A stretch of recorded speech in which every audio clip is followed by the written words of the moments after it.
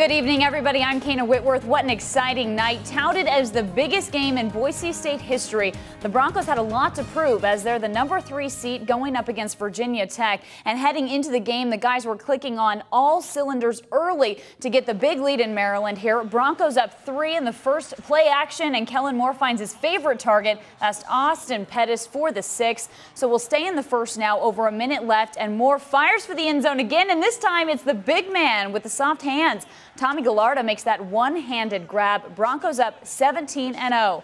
Vautech, though, picks up some momentum here, 2014, and the Hokies' Ryan Williams has a 2-yard touchdown run. That's his 3rd of the night. Virginia Tech takes the lead for the first time. Now staying in the 3rd, BSU needs to get on the board here. DJ Harper, he's a slippery one. Look at him go. Gets to the line of scrimmage and takes off. It's a foot race. Harper's going to win that one, 71 yards to the end zone. VT would block the extra point there. Broncos up 26-21, though. VT with the ball now. They go for it on 4th and 5. They get a whole lot more than that. Tyrod Taylor to Jared Boykin. He gets a 28-yard touchdown. Their 2-point conversion stopped. And this is it, folks. Kellen Moore drives the Broncos down the field.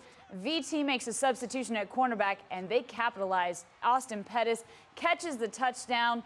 It's a kill shot by the Boise State Broncos coaching staff there. Broncos win their season opener over Vautech 33-30. ESPN says the Hokies-Broncos matchup was watched in more households than any other game on the network ever.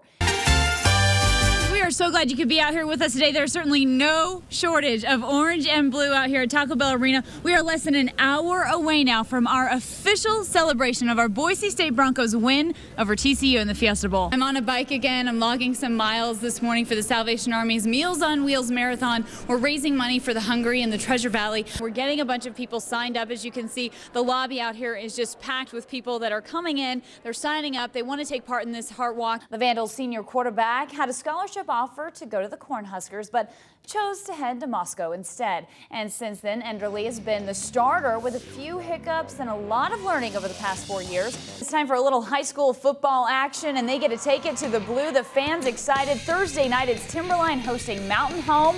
In the first quarter, it's Grant Kirby with the lob pass to Jackson Reed. He wins that jump ball for the touchdown. They would miss the extra point, though. Then Mountain Home gets it going here in the second. Jake Hennessy with a long pass to Colton Zamora. He gets down at the 8-yard line, which sets up Curtis Jackson. In the coastal Oregon town of Gold Beach, the waters of the Rogue River are calm and the sun starts to go down. The town itself is quiet, but at Gold Beach High School, it's a different story. The gym is packed with high school football players competing in their first grueling competition of the week, weightlifting.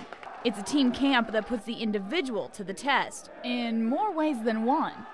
Watch out for that one, it's a tricky one.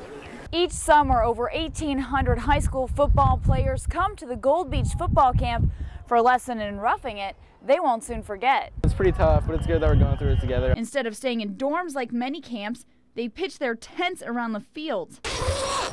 Who did the worst job putting up their tent? That'd definitely be Scott in the belly. These things are way overrated. The pole just completely snaps.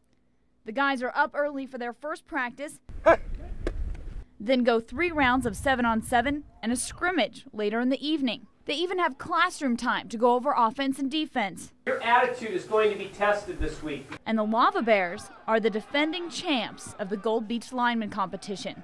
Agility, strength, and power, each player putting it to the test every single day. But they do find some time for fun. we are here preparing for Body Womping 2007 with Bend High. We don't have any scores yet. We have no scores. Do you guys realize that it's really called body surfing, but no one could do it last year, and that's why it's called body womping now? Yes. Yes? Yeah. It's such a bad idea. Epic. I've never seen anything quite like it. I don't think everything is going to be demonstrated like this ever again. In Gold Beach, Oregon, KAYNA Whitworth, News Channel 21. When practice starts in the fall, most teams have one thing on their mind. Stand on 3. 1, 2, 3, stay! But for Mountain View, the reason they work hard on the field is what's on the sidelines. There she sits every day in support of her big brother. Sarah Mace, just 15 years old, a varsity soccer player and leukemia patient. She's a great athlete, great person. Her brother Hayden is a senior lineman this year for the Cougars. He's the ultimate big brother. I mean, he's extremely close to Sarah. Now each day he steps on the field, he has something extra to fight for. Every day Sarah's fighting. She's fighting for a little more. She's fighting for her life. We've gotten so close over the past few months, and it's crazy. He's like my best friend now. Sarah has grown up watching Hayden. She's Hayden's biggest fan. She wants to be here now because we aren't going to be there during a lot of the games. So she wants to soak this up now. This year she'll spend most of the football season in the hospital, which makes her time at practice precious. I feel my spirits just rise every time I get to see Hayden practice. In Sarah's honor, Coach Neal had stickers made with her initials on them. A token of our appreciation of how hard she's worked since the spring to get well, and that she's always in our thoughts and prayers. Not everyone gets one. They're earned. It's pretty neat. I think it shows that Sarah's fighting her battle, and then now the football players can fight theirs on the field. She also made a shirt for her brother, which he'll wear under his pads each game. I put a heart where his heart is going to go. Sarah might miss out on sitting in the stands this year, but with the Cougars, she will always be in the game.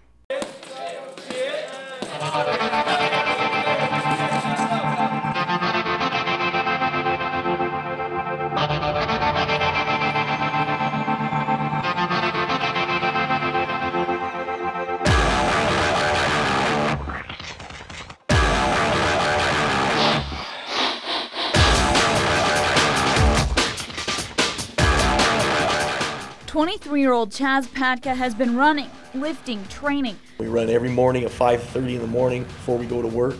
And he's ready to go up against the best boxers in the country at the U.S. Championships. Come out strong and fast. He's ready. He's definitely ready. He recently won the Pacific Northwest Regional Championships. They've had to go through a state tournament, a regional tournament, and so it's the best that there is in the United States. And now he's one of 23 amateur boxers in the 132 weight class. He's fast, he hits hard, he's just the best one around here. The top 8 will advance to the Olympic trials. We've done it, we're there, he's there. I'm sick of training, I'm ready to fight. In Bend, KAYNA Whitworth, News Channel 21.